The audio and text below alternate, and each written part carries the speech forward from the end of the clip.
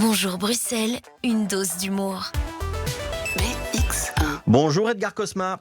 Bonjour. Merci d'être avec nous dans une dose d'humour. Edgar Ségard, on va quand même pas encore revenir sur l'Union Saint-Gilloise. Vous avez changé de disque ou pas ? Mais je ne vais pas débuter cette chronique en parlant de la déroute de l'Union Saint-Gilloise, depuis laquelle je ne me suis plus rasé.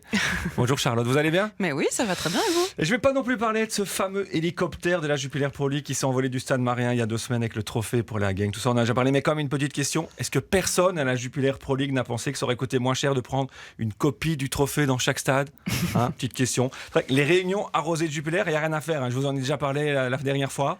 C'est jamais là qu'on prend les bonnes décisions. Après 5 bières, j'imagine le président. Ouais, on va amener la coupe en hélicoptère, et puis les autres, il est des nôtres. Bon, vous savez, Fabrice, Charlotte, on commence un petit peu à se connaître. J'espère que vous avez remarqué que je n'aime pas les phrases toutes faites. Oui. Vous l'avez remarqué ? Oui. Ça me fait plaisir. Mais tout de même, parfois, je dois bien reconnaître que certaines expressions s'imposent par leur force de frappe, comme par exemple « tout a une fin ». Et c'est un fait, les années scolaires, les saisons de football, les histoires belles comme mauvaises se terminent toujours. Et seul l'infini, la mort et Michel Drucker semblent faire exception à la règle. Et même la momie qu'on pensait éternelle, Il Cavaliere, où Silvio Berlusconi vient de passer l'arme à gauche. Alors passer l'arme à gauche pour un politicien précurseur du populisme de droite qui a influencé Trump, Bolsonaro, qui termine sa carrière politique dans le gouvernement Meloni avec l'extrême droite.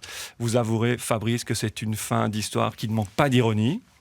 Et suite à sa mort, donc à l'âge respectable de 86 ans, avec un âge ressenti de 59 ans selon son chirurgien plastique, Oui.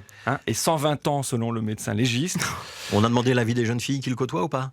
Écoutez, on va y venir, ça, Fabrice. On va y venir. Alors, les médias, vous voyez, ils ont bien dû se creuser, vraiment, je trouve, pour trouver des trucs positifs à dire à propos de cet homme d'affaires mafieux, fraudeur, corrompu, qu'organisait donc des soirées bunga bunga avec des prostituées parfois mineures. Bonjour, Ruby.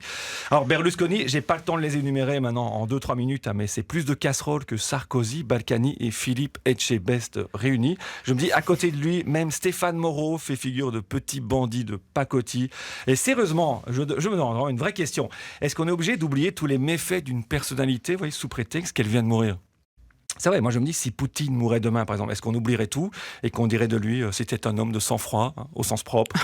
Marine Le Pen, est-ce qu'on dirait, c'était une femme qui aimait les chats ? Et Elio Di Rupo, est-ce qu'on dirait, il était encore vivant ? Mais est-ce qu'on est sûr que Marine Le Pen aime les chats ? Ah oui, j'ai vérifié. Oui, elle milite beaucoup pour la cause animale. Comme Brigitte Bardot, d'ailleurs, et Hitler aussi, par exemple, aimait beaucoup son chien. On est vite arrivé au point de Goldberg. Très vite. Edgar Ségard. Et c'est Oui, vraiment, c'est ça. Moi, j'ai que 3 minutes pour arriver au point de Goldberg. Vous avez toute la matinée. Et moi, je pense, justement, à titre personnel, on devrait peut-être profiter de la mort de ce genre de personnalité, justement pour graver leurs méfaits dans le marbre. Comme ça, peut-être que les autres puissants se diront « Ok, si j'agis mal, voilà comment on se souviendra de moi. » Là, vous dites, Fabrice, mais très bien, mais concrètement, qu'est-ce qu'on fait ? Eh bien, j'ai une proposition. Je propose, par exemple, d'écrire sur la tombe de Berlusconi une de ses mauvaises blagues pour ne jamais oublier sa misogynie et que ça fasse comme ça réfléchir les autres gens avant de dire des conneries. Par exemple, j'ai trouvé celle-ci qu'on pourrait mettre. J'ai découvert ce qu'est le point G des femmes. C'est la dernière lettre de shopping. Très classe. Ouais, C'est vraiment classe. Ça, voilà, dans les siècles et des siècles, on verra toujours ces phrases, on pourra se souvenir toujours de lui. Mais quand même, pour être de bon compte, tout de même, je crois que sa plus grande réussite à Berlusconi, ça aurait été de mourir de vieillesse, sans le moindre cheveu blanc et sans trop de rides. Post-scriptum, en coulisses, il se chuchote qu'Elio Di Rupo serait intéressé de racheter le stock restant de coloration et de fond de teint. Voilà, bonne journée à tous, Bruxelles, et à bientôt. Voilà, moi je vais décrocher mon téléphone et je vais fermer ma boîte mail là pour les heures qui viennent. C'était Edgar Cosma, Edgar Ségard. On pourra vous voir Edgar jeudi prochain. C'est le 22 juin au Comedy Club, au Sister Bruxelles Café à côté de la Grand Place, pour votre spectacle Seul en scène comme dans la vie. Et puis vous partez au Off d'Avignon, c'était ? Tout à fait, je joue du 7 au 17 là-bas. Donc c'est un peu un rodage, le Comedy Club. C'est une répétition générale. Non, on fait le Pour le meilleur rodage. pour les Bruxellois. Voilà. Et Voilà. après, on fera une petite suite pour les Français. Voilà.